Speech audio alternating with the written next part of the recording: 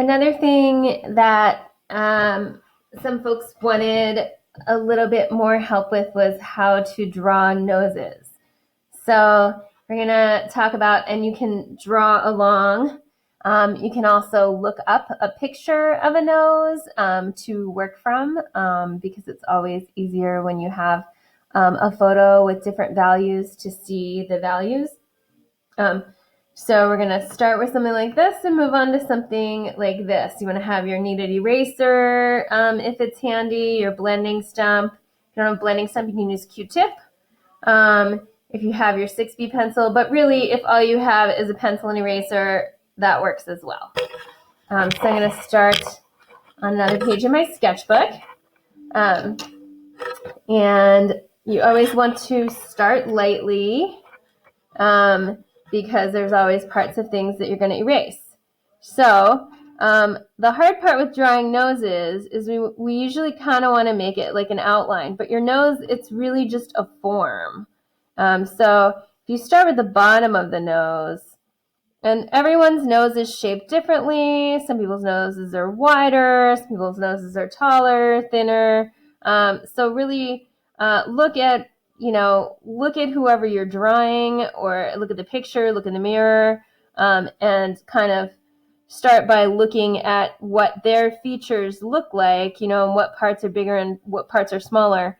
But as a general rule, you can start with, this is the bottom of the nose. So one bigger circle and then a smaller circle on either side that kind of overlaps. So it's like a weird double Venn diagram or something. So that's kind of the base of the nose.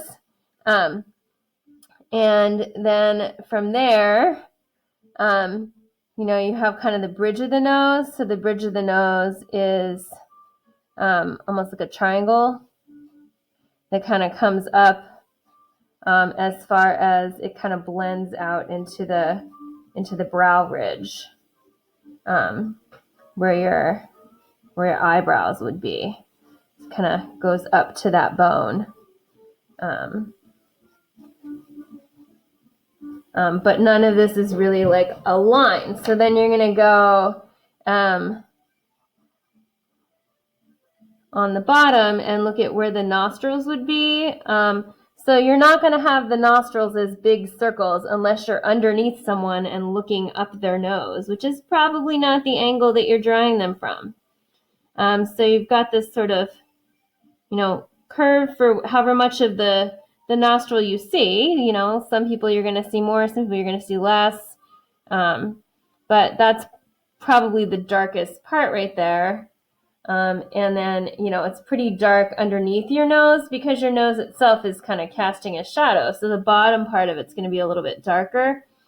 And then this part's going to be pretty dark on the side right here, at the side edge of the nostril.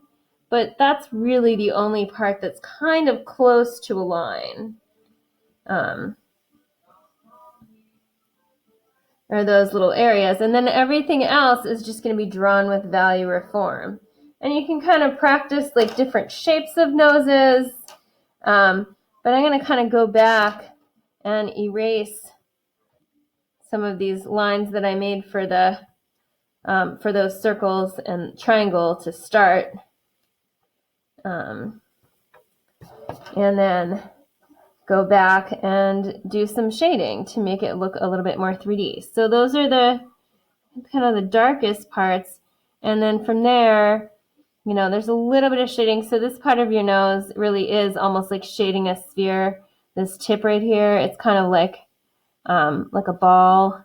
And then these parts are a little bit darker. So I'm just changing the pressure on my pencil to change the value. And you can do this, you could do the whole thing without doing any blending, or you could blend it with your finger. So the bridge of the nose, the top part of the nose is going to be the lightest. And again, it depends on the lighting in your photo. If the light is really coming, if you have strong directional light and it's really coming from this direction, then this side is going to be much darker. And obviously things are going to look different from different angles. This is as if I'm drawing it kind of straight on, like someone's looking straight at me.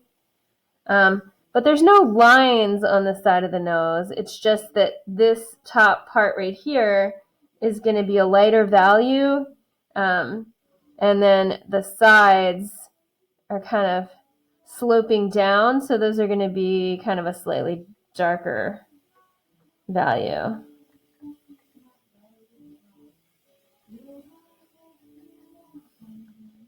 And then coming up here is the brow ridge. So this is like where the eyebrows would be, and then the eyes would be, kind of located here with about an eye width in between them. Just sort of give you a general idea. We'll talk more about facial proportions if you were drawing a face without using a grid or anything later on. So if you want to blend some of that to get a little smoother, and the texture of skin is probably going to be pretty smooth.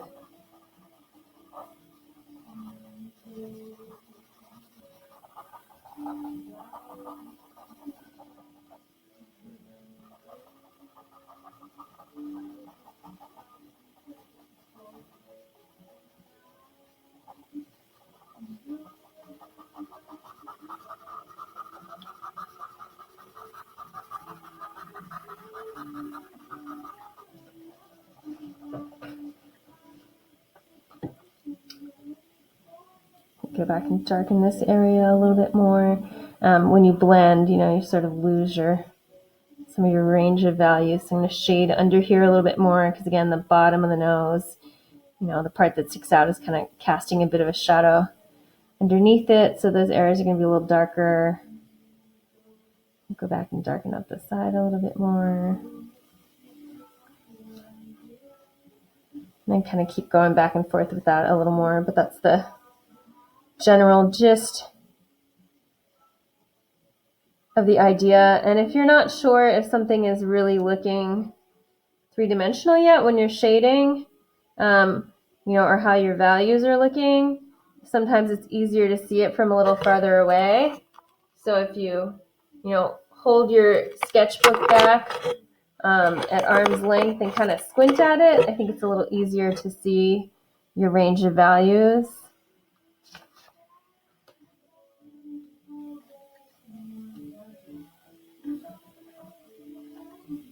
And then there's going to be a little bit of a shadow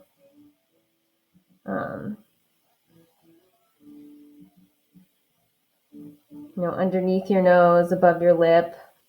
You might have that sort of Cupid's bow, that little indentation above your lip. How much you're going to see it, again, it's going to depend on the lighting of the photo as well as like the individual person that you're drawing.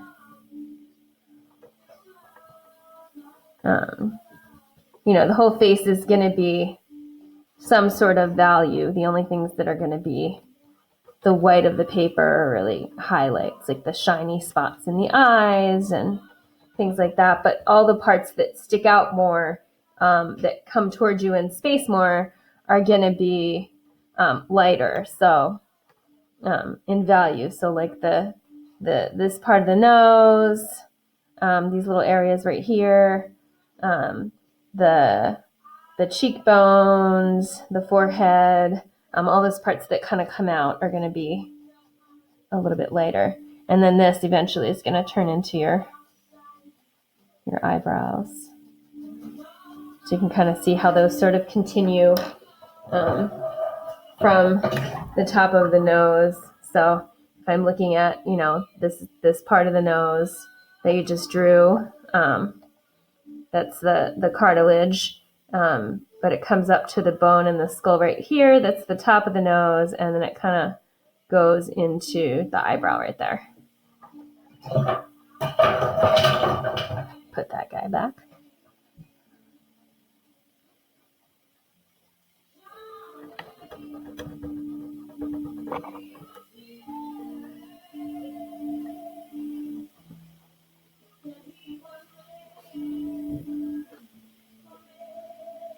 just going to put a little indication of the lips, and I'll go back and do a little more detail on doing lips later, but I think a few people said they needed some more practice with those too.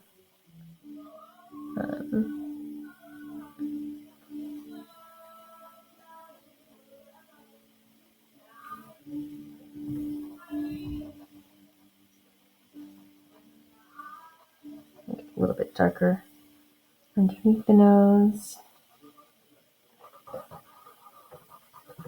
Okay, but it's really it's all values. It's not much line there at all.